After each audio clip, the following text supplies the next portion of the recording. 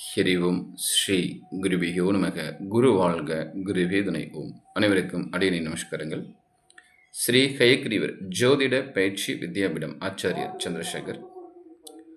ஒரு ஜாதகர் ஒரு பெயர் புகழ் அடையணும் அப்படின்னா அவருக்கு எந்த மாதிரி கிரகங்கள் அனுகிரகம் கொடுக்க அப்படிங்கிற விஷயத்தை பற்றி பார்க்கலாம்.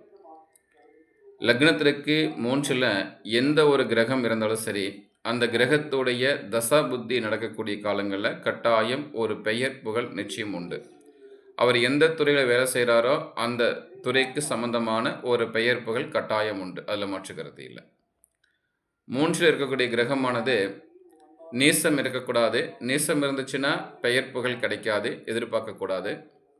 அதே 3ல் வக்ர கிரகம் இருந்துச்சு அப்படின்னா அந்த வக்ர கிரகம் என்ன செய்யணும்னு கேட்டிங்கன்னா, ஒரு புகழை கொடுக்குற மாதிரி கொடுத்துட்டு பின்வாங்க ஆரம்பிச்சிடு. அப்போ புகழை கொடுக்குற மாதிரி கொடுத்துட்டு பறிச்சுக்கு. அந்த புகழ் என்பது நிரந்தரமில்லை, அது கொடுக்காது.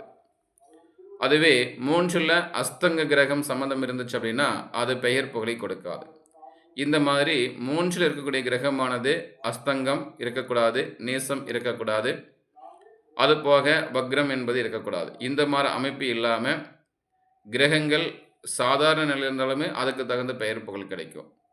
அதேவே 3ல் இருக்கக்கூடிய கிரகமானது ஒரு ஆட்சியோ ஒரு உச்சமோ ஒரு மூலத்திரிகோணமோ இது மாதிரி கிரகம் சம்மந்தப்படும் பொழுது அந்த ஜாதகத்தை பார்த்துட்டிங்கன்னா அந்த தசா புத்தி நடக்கும் பொழுது, அதாவது 3ல் இருக்கக்கூடிய கிரகத்துடைய தசா புத்தி நடக்கணும். அந்த கிரகம் ஆட்சி உச்சம் மூலத்திரிகோணம் சம்மந்தம் இருந்து தசா புத்தி நடந்துச்சுன்னா அவர் எந்த துறையில் இருக்கிறாரோ அந்த துறையில் ஒரு பெயர் புகழ் அடைய முடியும்.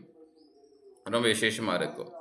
இந்த மாதிரி ஜாதகர் ஏதாவது நீங்கள் துறையில் வேலை செய்கிறீங்கன்னா கடினமாக அதுக்கான வேலைகளை செய்ய ஆரம்பிங்க. அதுக்கான புகழ் என்பது நிச்சயம் உங்களுக்கு கிடைக்க ஆரம்பிக்கும். மேற்கொண்டு தகவல்களுக்கு தொடர்பு கொள்ள 9786195143. ஹரி ஓம். ஸ்ரீ குருவே நமக. குரு வாழ்க, குருவே துணை. ஓம்.